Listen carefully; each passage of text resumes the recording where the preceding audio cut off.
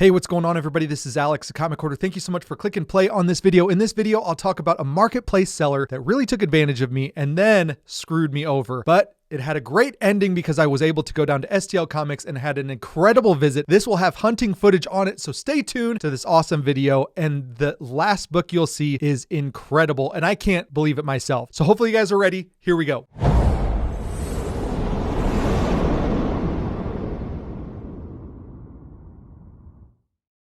Big thanks to the sponsor of this video. It's the Shortboxed app. It's the easiest and safest way to buy and sell graded comic books online. There's a link in the description below that lets them know that I sent you. Check it out for Apple and Android devices. Download the app and start shopping today. On January 21st, I was looking on Facebook Marketplace and I saw a collection of 800 comic books, all Spider-Man related. It had no asking price, and when I asked the seller what he wanted for it, he said, shoot me an offer. So I said, based on the pictures that I see, I'm going to offer you $300. Let me know what you're thinking, or if you can send me more pictures. Just based on the pictures, I can't really determine a value of the collection. So he sent me some pictures. Some key standout books were Amazing Spider-Man 252, the first appearance of the black symbiote costume in the Amazing Spider-Man title, as well as Amazing Spider-Man 361, the first appearance of Carnage. So I knew those were probably the most valuable books. There were a few $10 to $15 books here or there, but 800 books, with those two being the most valuable. I spent a lot of time educating the seller on how to look up keys. And I even told him download the Key Collector app, and that would help you pick out which books are the keys in the Web of Spider-Man, which are the keys in the Spider-Man run, Amazing Spider-Man. And then once you find the keys,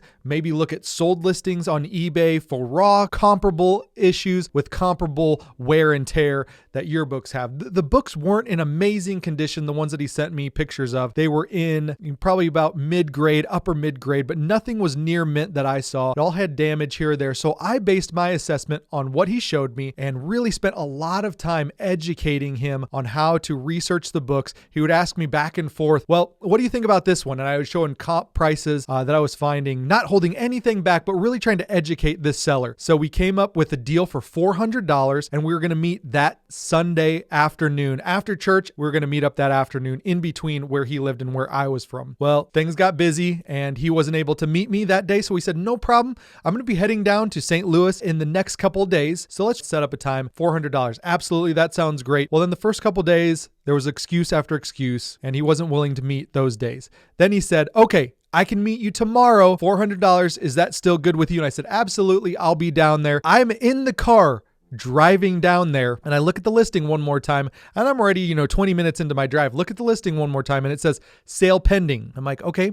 Well, he's talking about me, obviously. Get another 15, 20 minutes and it says sold. And so I contact him and I say, we're still good. Like, I'm on my way down to see you right now with $400 cash. And he said, I decided not to sell them. And I was like, well, why didn't you just delete the listing instead of putting pending sold?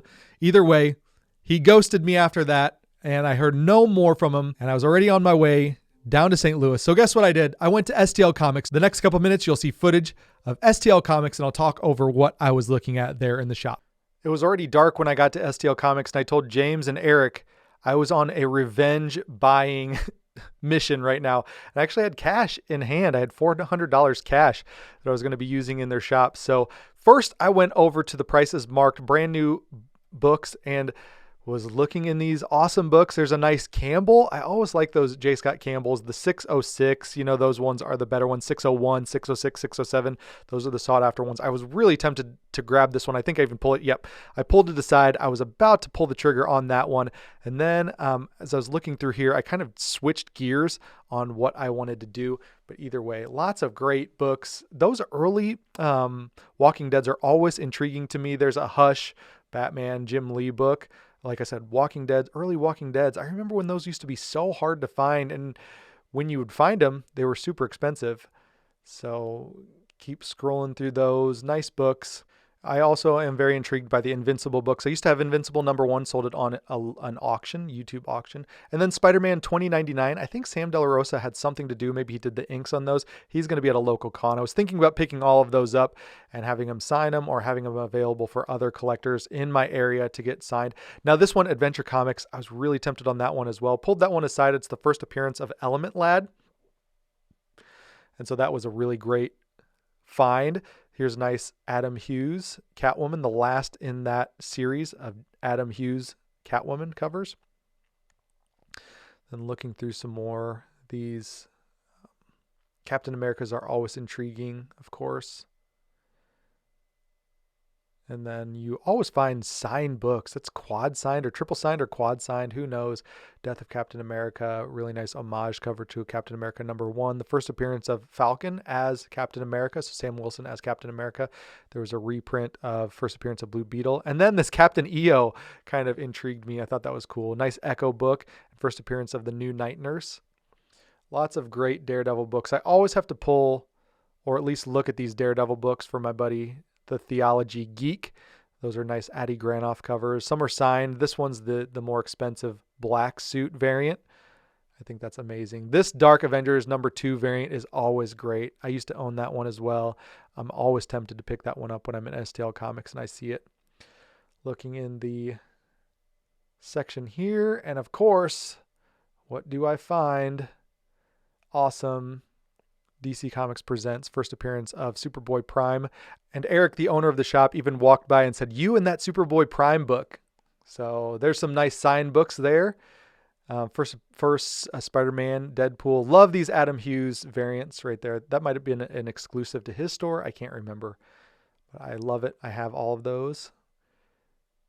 There's some Stabbity Bunny, Squarrier before that. This Starfire is always so tempting to grab as well.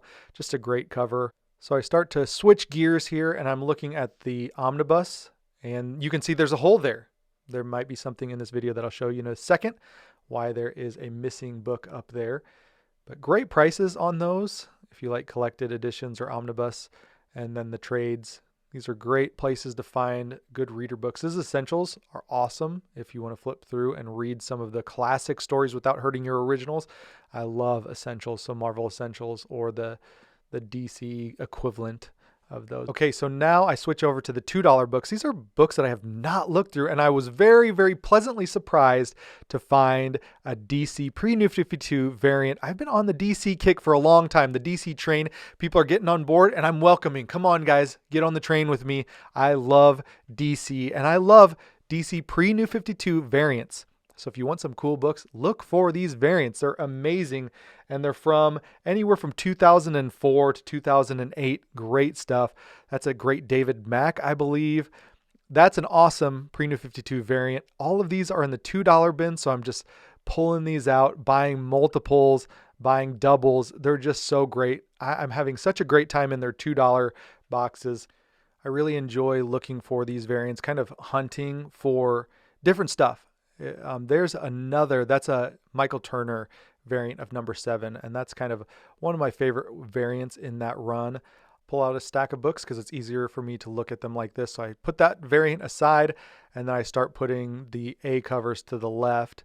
That's always been a cool cover. I think that one's great with the Supergirl on the cover there. And just continuing to look. I'm looking at the cover and the barcode to try to see which ones are variants and which ones are A covers. So anything that was variants, I would put to the right. Then I scan the wall. Just want to get a nice scan of the wall. Show you guys that they've got some really high-end books as well. Great Star Wars books there. Here, that Harbinger #1 for $50. That's so intriguing to me, so tempting. First appearance of Black Knight there. Really nice Shuri, J. Scott Campbell book there, 9.2. Marvel Zombies, and some other great slabs. So just checking out the slabs up top, and then there's some books down below that I think are excellent as well.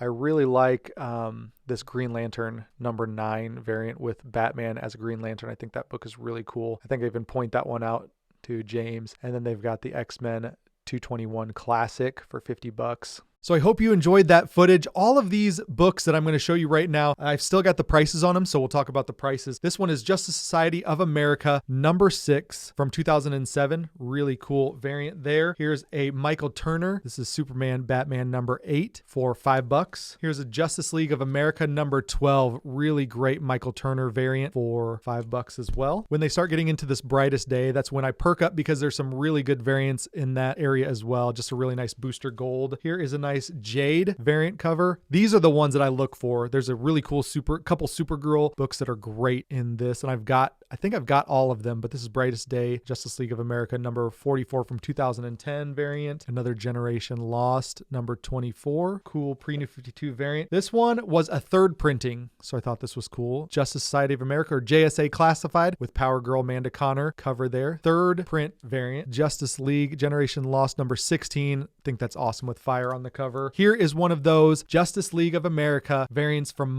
David Mack, that I just absolutely love. Justice League of America, number 60, $5 for that great David Mack Batman. Loved it so much, I bought 2 of them. You guys will recognize this next book. Insane book. One of my favorite characters in all of DC. First appearance of Superboy Prime. I got that one for $8. Cannot go wrong. I love this. I'm actually reading the Crisis on Infinite Earths, the 1985 storyline, and I absolutely love it. The Marv Wolfman, George Perez. The Marv Wolfman letters to the fans in the back are brilliant. They're so fun to read. I got this one for $2, and I got it for a buddy. So Daredevil number 11, really cool Silver Age book for $2. There's a little waviness here, so it's a little musty smelling, but not too bad. I double checked that there was no mold or anything in it, and there's not. It just seemed like maybe some old stored in an old basement or something like that with a little waviness. For $2, this was always a book that was like I was chasing, and I found this one. It's a newsstand copy as well. The Flash 138 newsstand, first appearance of Black Flash. Who remembers chasing Black Flash first appearances back in the day? I remember this was such a hot book maybe 10 years ago. Everyone was chasing it if you were collecting back then or speculating back then. Brightest Day number 12 variant with Martian Manhunter or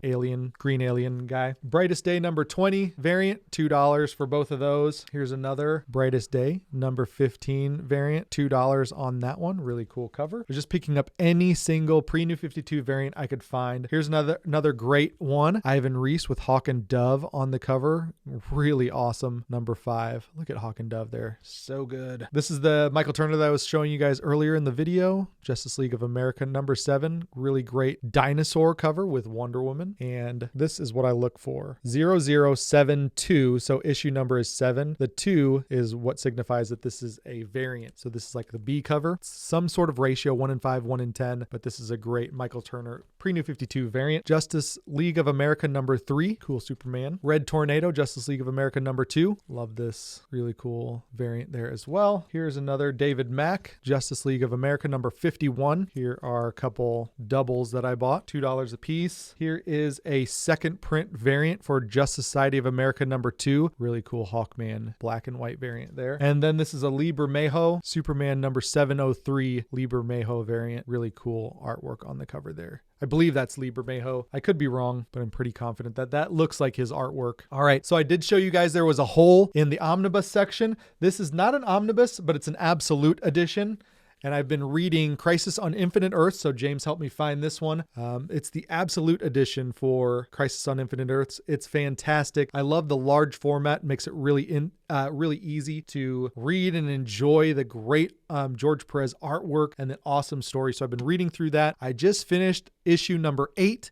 And on to issue number 9. It's a 12-issue maxi series, so on issue number 9 now. And then there's a compendium, but what I really like is the letters to the editor or letters to the fans in the back of these where Marv Wolfman talks about the lead up to writing Crisis on Infinite Earths, how a lot of the writers were just kind of doing their own stories, and there's so many continuity errors and so many things just happening in DC that is very, very confusing, and their plan to get things greenlit, and they're asking if we could kill certain characters, and without a blink of an eye, they were getting the green light to kill certain characters. It's very fun read. It's a pivotal DC storyline. So love that. There was one more thing, and hopefully you guys have stuck with me. Thank you guys so much. If you're brand new, hit that subscription button, hit that bell to be notified when there's future videos. Hit that thumbs up, you guys. Hit that thumbs up if you like that absolute, but definitely hit it if you like this book. So there was a book behind the counter, and I asked Eric, what do you have on that book? Because I was like, wow, they don't often get Golden Age. They do actually, I say that, but they do actually get Golden Age fairly often.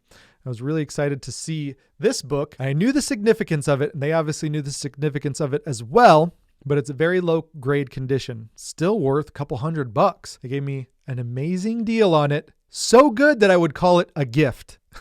This was a gift price. We won't reveal what I actually paid for this book, but I asked for what it was. They gave me an incredible stupid deal on it, and I put it into like a Mylar bag, put it into like a poly bag and then a Mylar bag. And this is a significant, amazing, amazing book. This is New York's World Fair Comics #2, the 1940 issue, and it is the first time you'll ever see Superman, Batman, and Robin on the cover together. It is incredible. As you can see, there's issues right there. Along the spine, there's some chipping, and then you've got some chunks out at the bottom. But overall, it is intact, worth saving. And then on the back, you have some of the standout characters that are featured in this comic book. So this is insane. This is a very rigid, it's a 4mm Mylar bag. I just thought this would be the best way to preserve this book and keep it together. But yeah, this made the trip worth it.